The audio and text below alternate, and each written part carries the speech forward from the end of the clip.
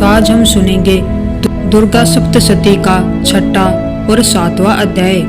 छठे अध्याय में धूम्रलोचन के वध का वर्णन मिलता है। चलिए छठे अध्याय को शुरू करते हैं। महर्षि मेधा ने कहा, देवी की बात सुनकर दूत क्रोध में भरा हुआ वहां से असुरेंद्र के पास पहुंचा और सारा वृत्तांत उसे कह सुनाया। दूत की बात सुन असुरेंद्र के क्रोध का पारावर न रहा और उसने अपने सेनापति धूम्रलोचन से कहा, धूम्रलोचन, तुम अपनी सेना सहित शीघ्र वहां जाओ और उस दुष्टा के केसों को पकड़कर उसे घसीटते हुए यहाँ ले आओ। यदि उसकी रक्षा के लिए कोई दूसरा खड़ा हो, चाहे वह देवता, यक्ष अथवा गंधर्व ही क्यों न हो, उसको तुम अवश्य मार डालना। महर्षि मेधा ने कहा।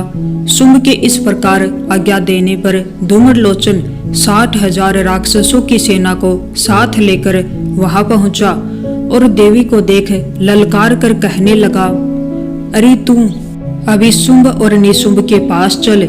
यदि तू प्रसन्नता पूर्वक मेरे साथ न चलेगी तो मैं तेरे केसों को पकड़कर घसीटता हुआ तुझे ले चलूंगा।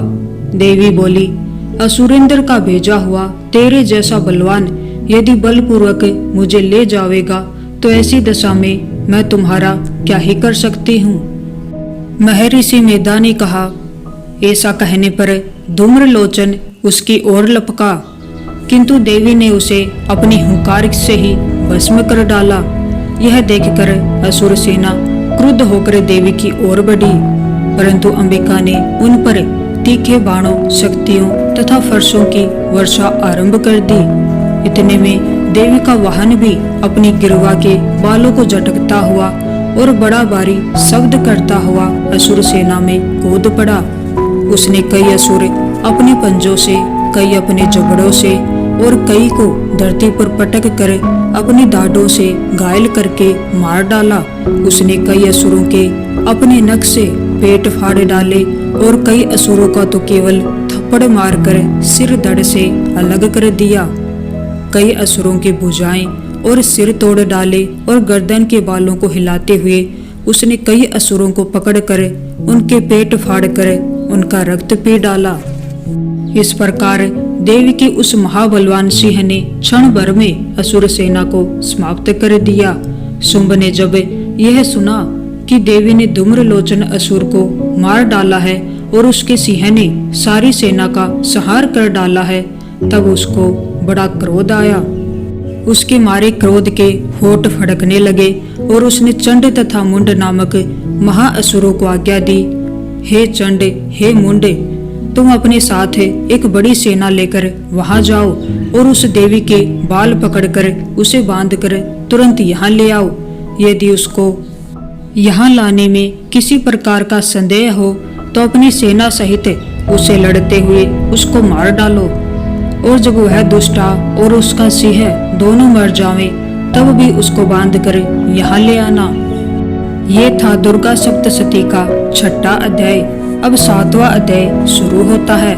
इसमें चंड और मुंड के वध का वर्णन मिलता है।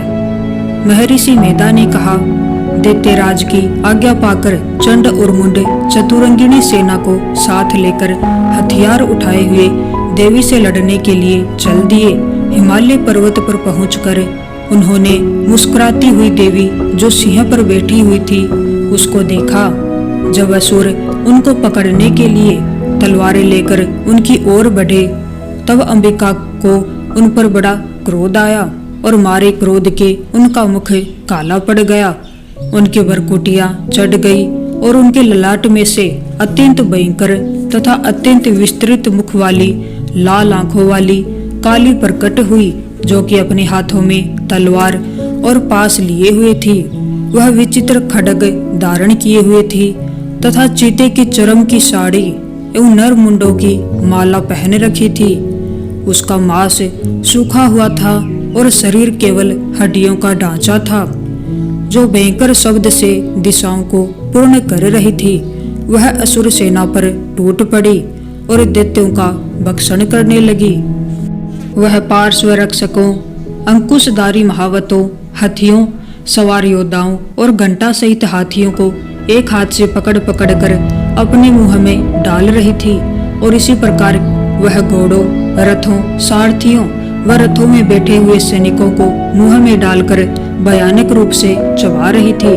किसी के केस पकड़कर, किसी को पैरों से दबाकर और किसी दैत्य को छाती से मसल कर मार रही थी।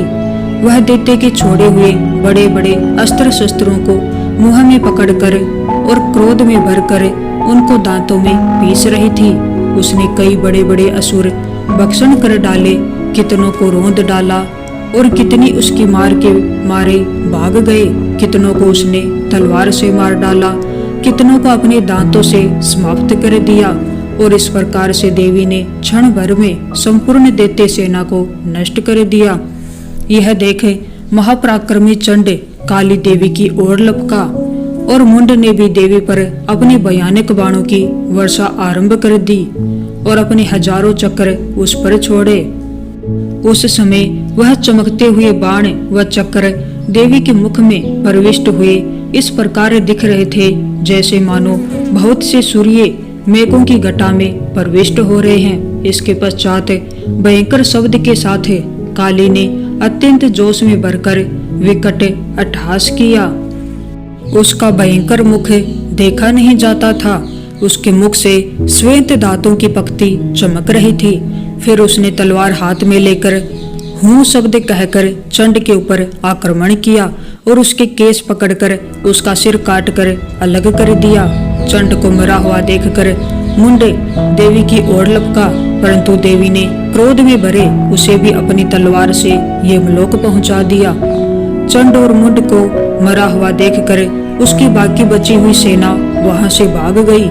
इसके पश्चात काली चंड और मुंड के कटे हुए सिरों को लेकर चंडिका के पास गई और प्रचंड अट्टहास के साथ कहने लगी, हे देवी, चंड और मुंड दो महादैत्यों को मारकर तुम्हें भेंट कर दिया है।